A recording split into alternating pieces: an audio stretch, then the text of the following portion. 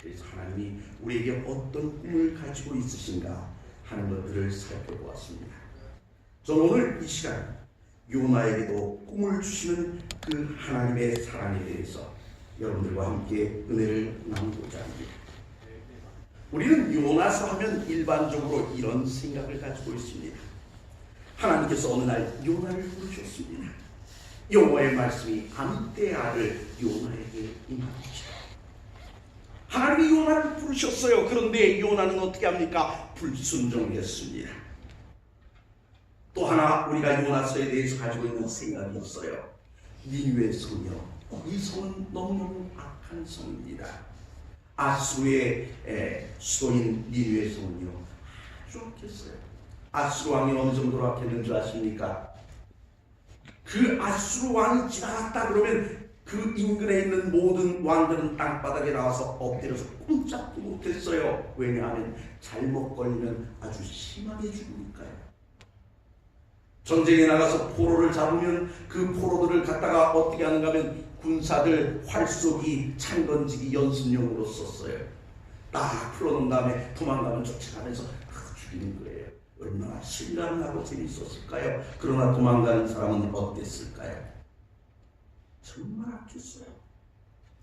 그런데 요나서를 생각하면 그런 악한 성밀자도 사랑하시는 하나님이 떠오릅니다. 그렇다면 오늘과 내일 우리 2시간 동안 어떤 말씀을 살펴볼까요?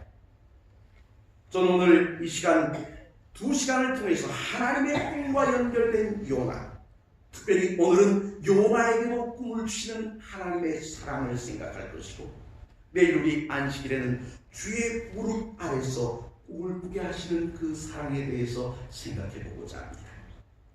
우리 한번 좀 생각해 봅시다. 자녀의 조건을 부모가 선택할 수 있을까요? 내 아이는 키가 1m 80좀 됐으면 좋겠다. IQ는 한 200좀 됐으면 좋겠다. 얼굴은 이렇게 다 할 수 있을까요? 자식이 원하는 자녀를 얻기 위해 많은 사람들이 노력합니다. 어떻게 합니까? 아이를 가지면 예쁜 얼굴이 있는 사진들을 갖다 걸어놓습니다. 뭐 하라고요? 그렇게 예쁜 아이 낳으라고요. 그 다음에 태교를 합니다. 왜요? 아주 영리하고 좋은 품성을 지닌 아이를 얻기 위해서입니다. 1989년 미국 영화 트윈스라는 영화가 있었어요. 이게 아놀드 슈왈제네거라는 사람이 출연했던 영화인데 6명의 뛰어난 남자를 선정합니다. 그래서 인공수정을 통해 쌍둥이 남자 아이를 얻습니다. 그런데 그 아이 가운데 한 명에게는 우성 인자만 골라서 태어나게 하고 다른 한 명에게는 그 6명의 열성 인자만 모아서 태어나게 합니다. 그래서 그 두 아이가 다른 환경에서 자라고 난 다음에 만나서 부모를 확인하는 과정을 코믹하게 다루고 있습니다. 생각해 봅시다. 우리의 삶 속에서 우리의 자녀를 부모의 우성 유전자만 골라서 탄생시킬 수 있을까요? 그렇다면 얼마나 좋을까요? 우리에게 예지력이 있어 이제 아이를 쫙 놓고 입양한 아이를 고릅니다. 그런데 어떤 아이가 어떻게 될지 알 수 있다면 우리는 어떤 아이를 고르시겠습니까? 부모의 마음을 아프게 할 아이를 고르겠습니까? 기쁘게 해줄 아이를 고르겠습니까? 우리는 이렇게 얘기합니다. 사랑의 조건이 없다고요. 그런데 가만히 보세요. 우리의 삶은 어떻습니까? 사랑의 조건을 따지는 것이 불가능하다는 것을 알면서도 계산하고 있어요. 그것이 우리의 현실입니다. 그러면 하나님은 어떤 선택 기준을 가지고 있을까요? 우리가 하나님에 대하여 표현하는 수식어 중에 이런 표현이 있어요. 전지전능하신 하나님. 그렇다면 하나님은 어떤 분이신가? 우리의 미래를 다 내다보고 계셔요. 아하, 쟤는 싹수가 파래, 돌에, 빠르게 다 아시는 거예요. 그런데 생각해 봅시다. 전지전능하신 하나님께서 요나를 부르셨을 때 요나가 어떤 반응을 보일지 아셨을까요? 모르셨을까요? 알고 있었겠죠. 알고 계셨다면 왜 그를 선택하셨을까요? 당시 이스라엘에는 하나님의 부르시면 말씀대로 순종할 사람이 아무도 없어서 그래서 요나를 부르신 걸까요? 요나의 선택은 우리에게 매우 큰 의문점을 남겨줍니다. 그럼 인간 요나를 생각해 봅시다. 우리가 잘 알고 있는 대로 하나님이 그를 부르셨어요. 그런데 어떻게 하죠? 다시스로 도망갑니다. 다시스로 도망갔다는 것에 대하여 두 가지 해석을 내립니다. 첫째는 하나님의 눈을 피하려고 했다. 두 번째는 그가 선지자의 직분을 버렸다. 왜요? 하나님이 부르시고 명령하셨는데 그것을 안 했으니 못했다고요. 그 직분을 버렸다는 것입니다. 그럼 그는 언제 숨었을까요? 5절의 말씀 봅시다. 사람들이 두려워하여 각각 자기 신을 부르고 또 배를 가볍게 하려고 그 가운데 물건들을 바다에 던지니라. 그러나 요나는 배 밑층에 내려가서 누워 깊이 잠든지라. 지금 풍랑입니다. 사원들은 그 바람에 이제 배가 넘어지지 않게 하기 위하여 배를 가볍게 하려고 짐을 막 버려요. 그때 그는 어떻게 하는가? 밑층에 내려가서 누워 잠을 청하는 것입니다. 가만히 보니 처음부터 죽은 것 같진 않아요. 그럼 이 풍랑을 만난 요나를 한번 봅시다. 풍랑이 왜 일어나는지 그는 알고 있었을까요? 몰랐을까요? 그래도 그가 선지자직을 버리고 도망간다 할지라도 그는 뭡니까? 선지자 아닙니까? 왠지 그는 알고 있어요. 그런데 그는 시침이 뚝 떼고 있다가 제비 뽑기 하다 걸려요. 걸리니까 어떻게 합니까? 자기를 바다에 던지라고 얘기합니다. 회개하기보다는 뭐 했습니까? 포기하기를 선택했습니다. 하나님, 내가 저기 가느니 그냥 죽겠습니다. 이제 그가 시킨 대로 사람들이 어떻게 합니까? 그를 바다에 던집니다. 그래서 그는 이제 눈을 딱 감고 어떻게 합니까? 이제 물에 들어가면 죽겠지 했어요. 그랬더니 죽었어요? 안 죽었어요? 정신 차리고 보니까 물상이에요. 여기 뭔가 했더니 물고기 뱃속이에요. 거기서 산기를 보냅니다. 죽고 싶어도 죽지를 못해요. 그러니까 하는 수 없이 그는 회개합니다. 아주 오래전에 리더스 다이제스트라는 그 잡지에 실린 내용 가운데 이런 내용이 있었습니다. 아주 오래전 이야기입니다. 고래를 잡는 포경선에 이제 나가서 고래를 잡고 있는데 청년 하나가 없어졌어요. 3일 후에 잡은 고래 뱃속을 여니까 그 속에 그 청년이 살아있더랍니다. 그러니까 고래 뱃속에 3일 있을 수 있을까요? 없을까요? 있어요. 근데 꺼내놓으니까 어떤 줄 아십니까? 그러니까 이 위 속에 들어가 있었으니까 위액을 뒤집어 썼을 것 아닙니까? 그래서 머리털은 다 빠지고요. 얼굴 피부는 말입니다. 그 위산에 쩔어가지고 얼룩게 돼서 흉하더랍니다. 여러분 머릿속에서 한번 상상해 보세요. 요나가 말입니다. 고기 뱃속에서 나왔어요.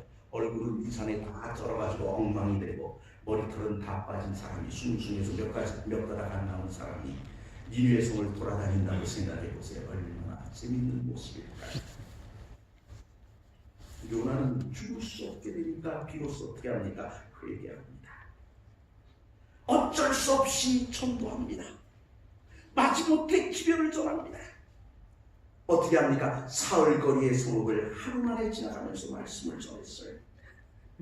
그러고 난 다음에 그는 어떻게 합니까? 올라가서 이제 그 성이 어떻게 망하고자 하고 내려다보고 있어요. 기다립니다. 그런데 하나님은 그들을 용서하십니다. 용서하시니 어떻게 해요? 그는 원망합니다. 한번 봅시다. 그는 하나님이 택하셔야 할 조건이 하나도 없어요. 참 어떻게 이런 사람이 선지자일까요? 그런데 하나님께서는 왜 요나를 택하셨을까요? 우리는 성경을 아무리 읽어봐도 하나님 왜 요나를 택하셨는지 그 이유를 알 수가 없습니다. 오로지 뭐라고 이야기할 수 있을까요? 이것은 하나님의 사랑이다 라고밖에는 얘기할 수 없다는 것입니다. 그럼 하나님은 어떤 사람을 선택하실까요? 하나님이 택하신 사람의 유형을 좀 제가 정리해봤어요. 첫째는 완성형입니다. 잘 준비된 사람을 선택하셔서 사용하시는 겁니다. 예를 들어 봅시다. 다윗이요. 그는 어려서부터 하나님을 의지하는 법을 몸에 익힌 사람이에요. 잘 준비된 완성된 사람이에요. 그래서 하나님은 다윗에 대해서 뭐라고 이야기하시는가? 내 마음에 맞는 사람이다. 하나님이 선택하신 두 번째 유형은 보충형입니다. 보충형은 또 뭘까요? 어느 정도 가능성이 있는 사람을 재교육시켜서 사용하시는 것입니다. 어떤 사람이 있을까요? 모세와 바울입니다. 예를 들어 봅시다. 모세. 그는 왕궁에서 지도자 수업을 받았어요. 그런데 하나님 보시기에는 그것이 부족했어요. 그래서 어떻게 합니까? 그를 광야로 보내서 40년 동안 보충 수업을 시키셨어요. 그렇죠? 그래서 이제 잘 참고 잘 견딜 수 있게 되니까 그 참 말썽 많은 이스라엘 백성을 인도하는 지도자로 쓰시는 것입니다. 무슨 형이라고요? 보충형입니다. 모세에 대한 하나님의 평가가 뭡니까? 온유함이 지면의 모든 사람보다 더하더라. 그가 왕궁에 있을 때는 어떻게 했습니까? 한 주먹 했어요. 그래서 어떻게 합니까? 한 주먹에 한 사람 때려눕혔어요. 그러던 사람이 어떤 사람이 됐습니까? 40년 교육 후에 온유한 사람이 됐습니다. 또 한 사람 바울은 어떤 사람입니까? 그는 성경에 정통한 학자였습니다. 그런 사울을 부르셨어요. 그래서 그를 사도로 사용하시기 전 공백기 동안 그를 준비시키십니다. 그래서 바울은 어떤 결과를 얻습니까? 신약 13권을 저술합니다. 유럽의 문화를 바꿨습니다. 유명한 역사학자 아놀프 토인비는 이렇게 얘기합니다. 바울의 배에는 유럽의 문화가 실려 있었다. 이 무슨 뜻입니까? 바울이 선교하기 전에 유럽은 아주 지저분한 온갖 우상들의 온상지였습니다. 그런 그곳이 어떻게 됐습니까? 기독교 문화로 바뀌었습니다. 세 번째 유형이 있는데 그것은 재창조형입니다. 하나님 보시기에 사람 보시기에 가능성이 없어요. 그런 사람을 데려다가 하나하나 가르쳐 재창조하시는 유형입니다. 예를 들면 베드로와 요나 같은 사람입니다. 베드로는 어떤 사람입니까? 무식하고 용감한 사람이에요. 여러분 이 두 가지를 합쳐지면 어떻게 됩니까?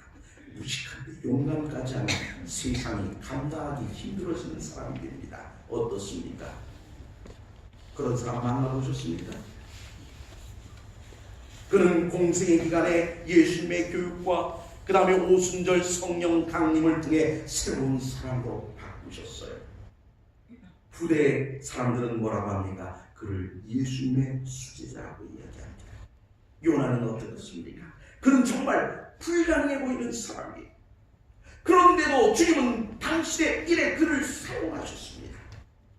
그런데 그를 다시 평가해보면 어떻게 되는 줄 아십니까? 최고의 전도자예요. 왠 줄 아십니까? 3일 길 걸리는 그 큰 동네를 하루 전도해서 그 최악의 도시를 회심시켰어요. 여러분 이런 전도사 보셨습니까? 하루 만에 도시 하나를 회개시켰어요. 굉장한 사람입니다. 우리는 그를 저평가하지만 그는 대단한 업적을 남겼습니다. 어떻게요? 하나님께서 그를 고레네 속에까지 넣었다 꺼내시면서 어떻게 했습니까? 새로운 사람이 되게 하신 것입니다. 그럼 우리가 생각해 봅시다. 이 세 유형 가운데 누가 큰 사랑을 받은 사람일까요? 여러분은 누구라고 생각합니까? 저는 재창조형이라고 생각합니다. 당연히 선택하지 말아야 할 사람을 하나님께서 선택하셨다는 것 그 자체만으로도 사랑 아닙니까? 불가능을 가능으로 바꿔주신 것 아주 큰 사랑입니다. 그렇다면 오늘 우리는 어떤 유형에 속한 사람일까요? 재창조형, 보충형, 완성형 중에 이 땅에 어떤 사람이 많을까요? 제가 곰곰이 생각해보니 저부터 재창조형인 것 같습니다. 그러니 하나님께서 저를 바로 목사로 쓰지 아니하시고 학교에서 학생들 가르치다가 다시 공부시켜서 다시 사용하신 걸 보면 그렇습니다. 아멘. 재창조형에는 두 가지 유형이 있습니다. 첫째는 베드로형입니다. 아까도 잠깐 살폈듯이 그는 어떤 사람이라고요? 무식하고 용감한 사람입니다. 세상이 감당하기 어려운 독불장군입니다. 그런데 그에게 성령이 함께 하시니 어떻게 합니까? 그는 용감하게 복음을 전하는 사람이 됩니다.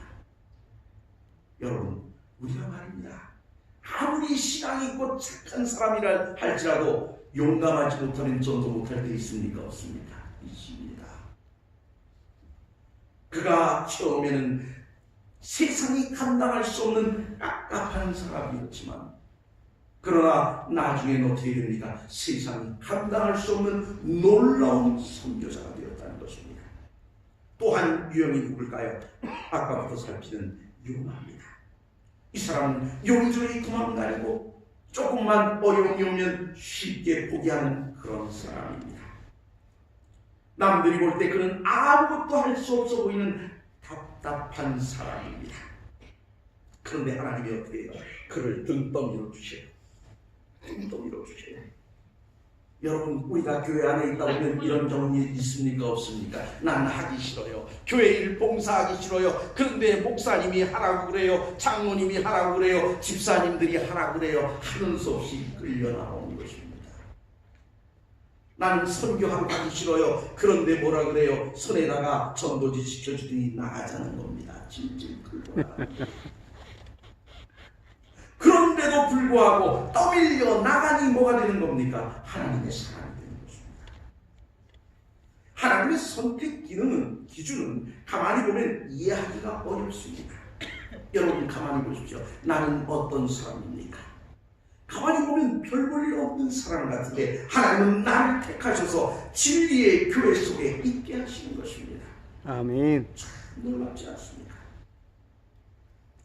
그렇다면 하나님의 선택에 대하여 나는 어떤 반응을 보여야 할까요? 하나님께서 나를 택하셨다는 사실에 대해서 말입니다. 첫째, 사랑을 사랑으로 받아들이자는 것입니다. 아멘. 여러분 한번 보세요. 나는 그 사람을 사랑으로 대합니다. 근데 그 사람을 싫어합니다. 어떻죠? 좀 답답합니다. 하나님은 우리를 사랑하십니다. 사랑하셔서 우리를 부르는데 우리는 부담스럽다고 이야기합니다. 그러면 어떻게 될까요? 여러분, 하나님이 우리를 사랑하시고 우리를 부르시면 그 사랑을 받을 줄 알아야 합니다. 제가 학교에 있을 때 이렇게 보면요, 집에서 부모님에게 사랑을 많이 받아본 아이가 있어요. 그 아이는요, 남을 사랑할 줄 압니다. 아멘. 제가 어떤 여학생과 대화를 나눴습니다. 야, 너 나중에 말이야 그러다가 시집가면 어쩌고 저쩌고 했더니 그 아이가 하는 얘기겠지. 선생님, 저 시집 안 갈 거예요. 우리나라에 3대 거짓말이 있답니다. 아시지요? 장사꾼이 묻힌다는 얘기, 노인이 뭐 어떻다는 이야기, 그 다음에 처녀가 시집 안 간다는 이야기. 그런 거짓말은 하지 마. 그랬더니 이 아이가 정색을 딱 하더니 저희 부모님처럼 나 놓고 책임도 못 지고 이렇게 방치할 바에는 나는 결혼해서 애 낳는 것 같으면 절대로 안 됐습니다. 이 아이는 사랑받아본 경험이 없어요. 그러니 아이를 낳아 사랑을 주겠다는 생각 자체를 안 하는 것입니다. 오늘 생각해 봅시다. 오늘 내가 이 땅에 태어난 것, 내가 하나님의 백성이 된 것, 내가 선택받을 만한 것이라서, 그런 사람이라서 선택받은 것이 아니라는 사실입니다. 오로지 뭡니까? 하나님이 나를 사랑하셨습니다. 하나님의 섭리입니다. 하나님의 사랑입니다. 아멘. 우리는 그것을 인정해야 하는 것입니다. 우리는 이 땅에 살면서 맺어야 할 두 종류의 열매가 있습니다. 하나님 내 안에 맺어야 할 열매입니다. 그게 뭘까요? 성령의 열매입니다. 성령을 내 마음 안에 모시게 되면 내 마음속에 무엇이 생깁니까? 성령의 열매가 생겨요. 그것을 우리는 풍성개발이라고 합니다. 제가 여러분들에게 일주일 동안 말씀드렸던 것 기억하시죠? 우리는 작년보다 올해 어떻게 되어야 된다고요? 더 예수 그리스도를 닮아가는 사람이 되어야 됩니다. 오늘보다 내일의 모습이 더 예수님과 가까워져야 합니다. 또 하나의 열매가 있어요. 그것은 뭡니까? 하나님의 형상을 회복시키는 것입니다. 그러면 내 안에 맺어야 할 열매가 풍성개발과 하나님의 형상이라면 내 밖에 맺어야 할 열매는 무엇인가요? 그것이 바로 영원 구원인 것입니다. 하나님께서 나를 선택하셨다는 사실에 대하여 두 번째로 가져야 할 태도는 뭡니까? 하나님의 선택에 대한 유형은 무엇인지 알고 반응하자는 것입니다. 아까 보았던 그 세 가지 유형 중에 나는 무엇인가? 그렇다면 나는 어떻게 반응해야 할 것인가 하는 것입니다. 그렇다면 한번 부르심에 대한 유형별로 다시 한번 생각해 봅시다. 완성형 신자가 되는 것은 참 쉽지 않습니다. 그렇죠? 우리가 정말 다윗과 같은 사람이 되는 것은 쉽지 않아요.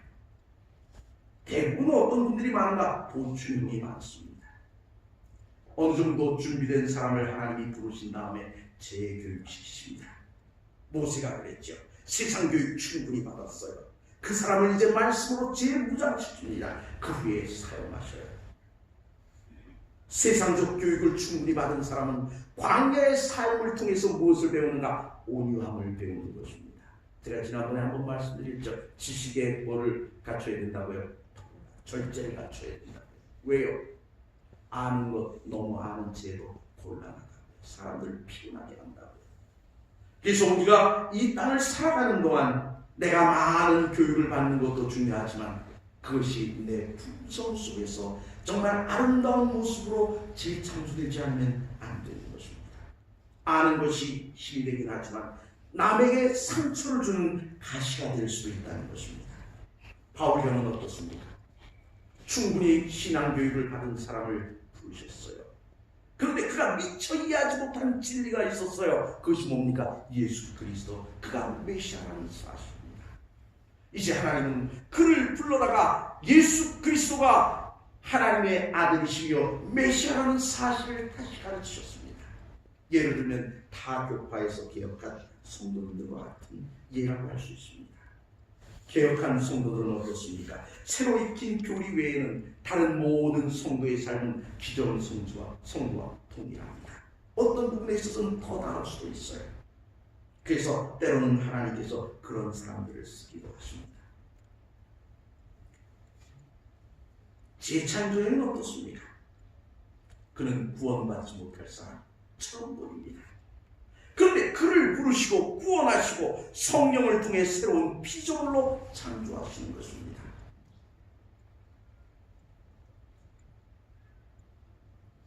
예수님의 오른편에 달렸던 강도를 보십시다. 그는 쓰임받을 수 있는 시간은 없었어요. 우리는 그 사람의 모습을 통해서 하나님의 사랑이 얼마나 놀라운지를 알 수 있습니다. 사람들은 늘 포지션을 생각합니다. 그 사람이 어디쯤에 있는가. 예수님 말씀 가운데 이런 말씀이 있어요. 생명으로 인도하는 문, 그 다음에 사망으로 인도하는 문에 대한 이야기를 하십니다. 좁은 문으로 들어가라. 넓은 문으로 들어가지 말라. 그렇게 말씀하시면서 뭐라 그럽니까? 생명으로 인도하는 문은 길이 좁고 협착하다. 사망으로 인도하는 문은 어떻다고요? 넓다고요. 근데 가만히 보면 이 두 개의 문이 두 개의 길이 한 길이에요. 이쪽으로 가면 점점 넓어져요. 그 끝에 가면 뭐가 있죠? 사망으로 인도하는 문이 있어요. 반대로 돌아서 가면 어떻게 됩니까? 점점 좁아져요. 거기로 가면 뭐가 있습니까? 생명으로 인도하는 문이 있어요. 그런데 말입니다. 가론이가 해보십시오. 그는 예수님이 하나님의 아들이심을 알았어요. 그를 따라다니면 자기가 한 자리 할 줄 알았어요. 그래서 예수님 쫓아다녔어요. 확실히 그는 예수님의 능력을 알았어요. 그런데 그는 어떻게 했습니까? 어떤 면에서 보면 이 강도와 비교한다면 그는 생명의 문 쪽에 더 가까이 가 있던 사람입니다. 그런데 그가 어떻게 하죠? 마지막 순간 탁 돌았습니다. 그것을 뭐라 그럽니까? 배도라 그럽니다. 그런데 이 강도를 보십시오. 그는 평생 나쁜 짓 다 했어요. 세상도 그를 포기했어요. 더 이상 살려두면 안 된다고 여기는 것입니다. 그는 지금 사망문 앞에 서 있습니다. 그런데 거기서 어떻게 하죠? 탁 돌았으니 뭐라 그럽니까? 주여 당신의 나라에 임하실 때 나를 기억하소서. 하나님은 어디를 보시는가? 그가 어느 지점에 서 있느냐를 쳐다보지 않고 어느 방향을 향해 가고 있는가를 보시는 것입니다. 여러분 감사하지 않습니까? 어떤 분들 보면 그래요. 예수님 믿으세요. 아유 내가 평생 내 마음대로 하고 살까? 그러다가 내가 이렇게 많은 죄도 짓고 이제 다 늙고 이제 병도 들고 이런 상태에서 내가 죽어서 좋은 데 가겠다고 내가 예수님 믿느냐고. 그냥 믿으시겠다. 어떻게 보면 그분 말씀이 나름대로 염치 있는 것 같아요. 그런데 중요한 건 뭐라고요? 주님은 그가 어떻게 살았느냐, 어디에 있는가를 보는 게 아니라 어디를 향하고 있는가를 보는 것입니다. 여러분, 오늘 우리는 어디를 향합니까? 내가 어디에 서 있느냐가 중요한 것이 아니라 하나님을 향하여 서 있는 것, 그것이 중요한 것입니다. 하나님은 구원받지 못할 사람을 부르셔요. 그도 구원하시려고 하세요. 그래서 그를 어떻게 합니까? 새로운 피조물로 창조하시는 것입니다. 아멘. 예수님의 우편에 달렸던 그 강도는 비록 그가 나가서 전도 한 번 못하고 죽었지만, 그러나 그는 어떻습니까? 오늘 우리에게 용기가 되는 사람 아닙니까? 그도 구원받았다면 나도 구원받을 수 있지 않겠는가 하는 용기를 주는 사람이 되지 않았냐 그렇습니다. 아멘. 베드로 형 한번 다시 봅시다. 아까 살폈던 것처럼 그는 외향적 성격이에요. 성격 결함 많아요. 다른 사람에게 상처 줄 수 있어요. 그런데 상처를 주던 사람이 성령을 받으니 변화를 받아서 어떻게 됩니까? 치료자가 됩니다. 고쳐주는 사람이 되는 거예요. 요나는 어떤 사람이었습니까? 내향적 성격의 소유자입니다. 우유부단합니다. 우유부단한 사람이 결단을 못 내리는 것 같지만 사실은 미적거리는 것이 확고한 자기 결단인 사람이에요. 그냥 내가 여기 있는 게 자기 결심인 것입니다. 요나는 하나님의 명령에 싫다는 자기의 의사표현을 말로 하지 않고 마음에 상처를 남고 있다가 선택한 것이 뭡니까? 도망이었습니다. 누군가가 등을 내밀어줄 때 밀려가 주는 것만으로도 엄청난 역사를 이룬 사람이 바로 그런 것입니다. 그렇다면 여러분, 이제 정리해 봅시다. 나는 하나님께 어떤 사랑을 받았습니까? 여러분들은 오늘 하나님께 어떤 사랑을 받았습니까? 오늘 이 시간, 이 안식일 시간 우리는 깊이 명상해 봐야 합니다. 나는 하나님의 사랑에 지금까지 어떤 반응을 보였는가 한번 돌이켜볼 필요가 있습니다. 성령을 거절하고 여전히 독불장군이었던 것은 아니다. 하나님께서 내 등을 또 밀어주시는데도 나는 뚝심으로 버티고 있는 사람은 아닌가 하는 것입니다. 하나님의 보충 교육을 불필요한 것으로 여기는 교만이 내 마음속에 없었는가 한번 살펴보아야 하는 것입니다. 사랑하는 성도여, 요나를 선택하신 사랑이 오늘날에도 동일하게 우리에게 임하고 있습니다. 하나님의 사랑이 오늘 우리에게도